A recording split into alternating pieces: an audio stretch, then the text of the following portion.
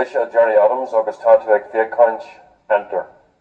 My name is Jerry Adams and you're now watching Enter. I'm Dolores from the Cranberries and you're watching Enter. Hello, you're watching Enter. I'm John Kelly, you're watching Enter.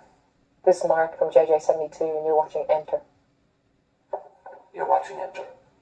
Hi, this is Mark McCabe and you're watching Enter. This is Mike Small from King 141, you're watching Enter. You're watching Enter.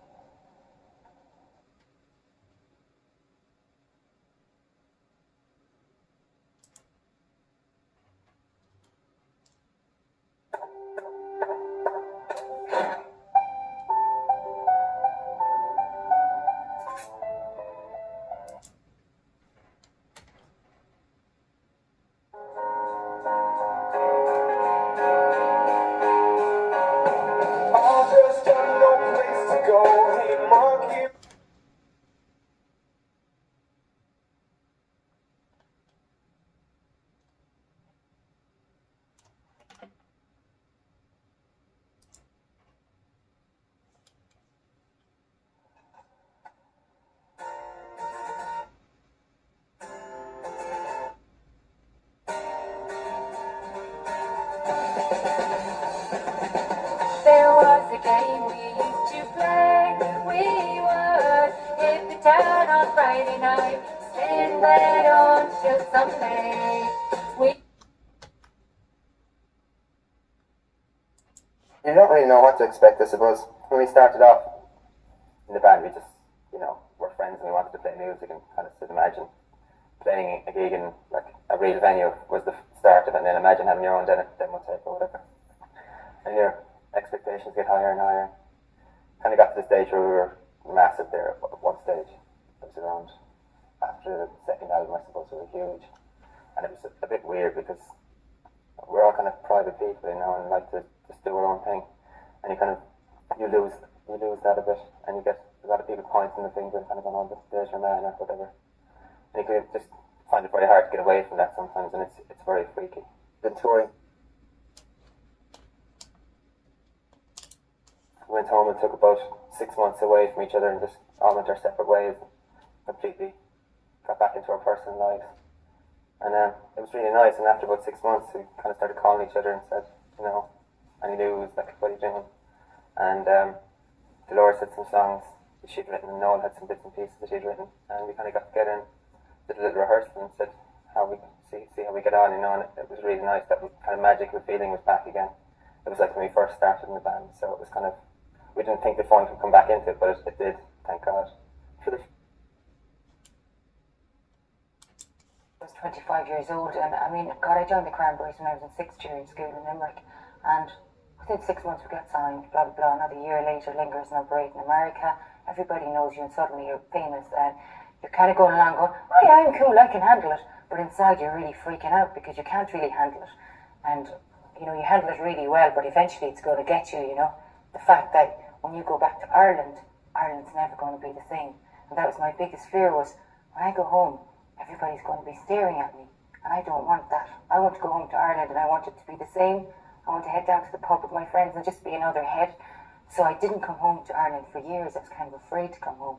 Then I remember I used to go into bookstores in America, hadn't been home for a year and a half or something, and I'd see a picture of Ireland and I'd be like, oh, I miss home, kind of thing. But I was genuinely kind of freaked out about coming back and facing the fact that my life is going to be so different here, and I had no house, and the tabloids were kind of quite into me at that stage, and it was like you'd come home and you'd have some guy following you around dump stores taking pictures, and it would be like, stop, whereas in New York, nobody gave a toss, you know what I mean? Back into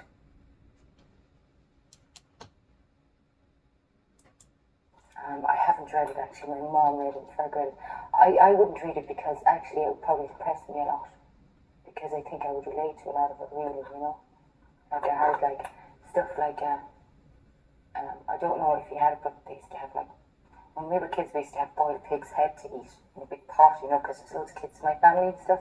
Like my mum would put on 40 potatoes and like its tails and trotters and all this kind of, oh God, I had to eat that. No wonder I don't even eat now.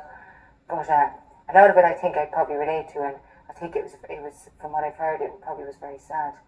And I don't really like reading sad books. I don't really like getting into sadness anymore. I've wasted too much time going down that avenue. But I'm sure that a lot of it was true, you know what I mean? It sounds very real to me from what I've heard people talking. It sounds like, yeah, something could have been like that, you know? So I remember people used to say, they never influenced me. You know, and people said it a few times in the early days, and I was like, who are they? I genuinely hadn't a clue who they were. So then I said, I'm going to listen to them. And it was like a lot of soprano, but for me it was like, very nice, lovely voice, but hello, I'm falling asleep here. You know, because there was no, you know, it was all swirly and dreamy. You know, and after half an hour of that, I'd be like, you know, gone to sleep, like, so. I kind of thought, okay, I know why people are saying that, because sometimes I sing a soprano line, but like, you know, it's like, you know, sometimes I sing kind of like, totally like a, you know, hard rock too, so I don't think Cranberries fell into a bracket, which is it. Took a break after the third album, and we didn't really know whether we were going to break up as a group. And I was so kind of depressed and sick at the time. My health was more important than anything at that stage, because it was kind of, I was dangerously ill type thing. So I said, I don't know if I'm going to sing ever again. I don't know, maybe, you know, I'll just open up a bloody beauty salon and wax legs or something pathetic like that, or I don't know. I just didn't know what to do with my life at that stage, because it had become so lethal for me, you know, the whole rock and roll thing. So I took a break anyway and had a baby. And then, you know, the love for music started to come back when I was pregnant. I found myself writing. I think the first song that I wrote was Dying in the Sun. So I hadn't written or sang for like 8 months, or maybe 10 months. And I kind of had a hatred for what singing had done to me and what I had become through singing. I'd always loved singing, but I didn't realise that being a singer or doing what I do would turn my life into this nightmare that's completely out of my control, you know. Took a break. The Cranberries are really, really big in South America and in Spain and Italy and Germany and places like that, you know. And even up to South Africa as well. And I like that, because when you come home to Ireland, then you're not the big star in Ireland. It's kind of like, great, you know, because it is a big world out there, and I like the idea of being able to go out there and have your career and base it around the planet. Come back here and be somewhat just, you're crap here. you're at bottom of the list here, like, now I'm really flagging. But you know what I mean? It's kind of like, I'd much prefer to be like, just like, I think in Ireland we'd be kind of more underground. At the moment, the industry is manufacturing artists more than they're actually going out there and scouting and finding them and dealing with them for 8 years, and then finally, you know, right now, because of all these mergers, I think that they're just doing this because it's kind of easier. You know what I mean? Let's find a few kids, let's tell them to wear this, bit of foundation, a couple of sunbeds, a couple of highlights, and bada bing, bada boom, a weekly wage. And, you know, I don't know how royalty checks and all that stuff work with bands like that. I have no idea, or how, you know, who gets a percentage of what, but I'm sure it's completely different to a kind of a real band who's really in control, you know. So it's definitely more of an industry thing, you know, because I think that there's a lot more suits involved in that, you know. Especially after we took the break, after the Facebook party and that, you know, when we came back, we kind of talked about it, and if you can kind of get through something like that, you can get through anything really, you know. And our attitude is, as long as we're happy and we're enjoying ourselves, why give up, you know? Just keep going until it becomes not fun. Stevie play. Got into going out and got into people saying hello, and kind of started saying hello back. Instead of getting freaked out by strangers, I started to go, oh, maybe they're nice, you know, and just learned how to deal with it. And as soon as you do that, then you're kind of, you know, you're mellow enough. I think all the people around here are used to seeing me now, so they don't really say anything. I mean,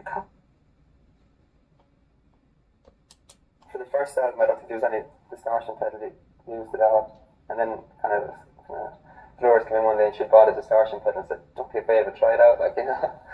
So we tore into it, and then, you know, she brought in Zombie about a week later or something like that, and said, you know, this pedal is meant for this song, you know, whatever.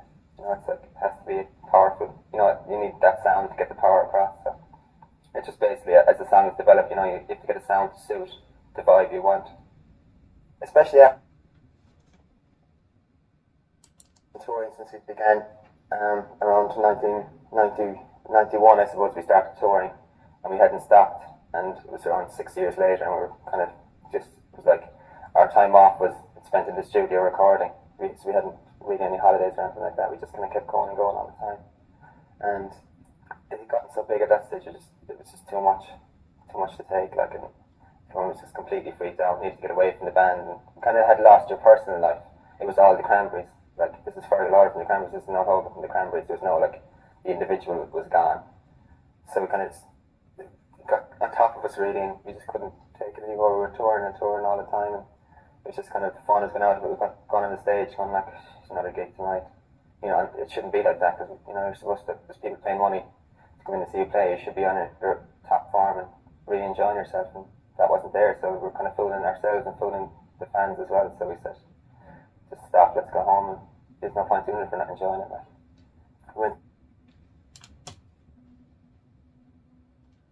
Which influences is in the whole Gregorian type thing that I was really into, and I was really into James Hetfield and how he wrote his melodies. He has amazing melodies and stuff. So I mean, on one hand I'm like, I'm into James Hetfield, and then on the other hand I'm like, oh well, I like you know, the Smiths, and then on the other hand it's like, well, I like the Cure too. So there's so many tastes, you know, in there. But closetly I always loved the rock thing too, you know.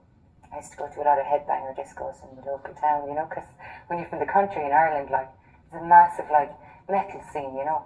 You cut the sleeves off your shirt, and, you know, AC/DC or Led Zeppelin or whatever, and the hair is all over the place. One reminds me of going to the pub and you sit around with the, you know, the fake tattoos or whatever, you know. It's like, so that scene was like, I was well into that.